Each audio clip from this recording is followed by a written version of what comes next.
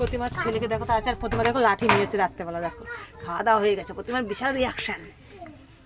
কিছু বল না, সকালে খাওয়াটা হয়নি, 8টার সময় গেছি আর 1টার সময় বাড়ি এসেছি, আমি খেলাম কখন? আমি ওর জন্য জানো তো টিফিন, আমি যেখানে, শোনো শোনো বন্ধুরা, আমি বলছি আমি যেখানে কাজে যাই মানে 3টে গলির পরেই ওর মেয়ের পরীক্ষার সিট পড়েছে।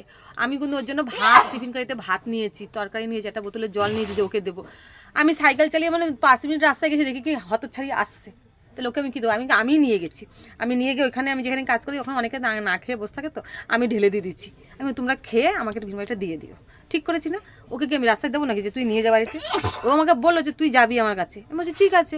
মিষ্টি দোকান দেখেছো আমার সাথে এরকম ঝগড়া করে। আমি কিন্তু বসে থাকি না বন্ধু, আমি কাজ করে খাই। ওর মতন ও ভাত খেলেও ঘুম পড়ে, শুধু ওর মেয়েটার পরীক্ষা বলে একটু এখন জ্যান্ত আছে। রাজারহাটে খেয়ে আমি হেঁটে হেঁটে আসতাম।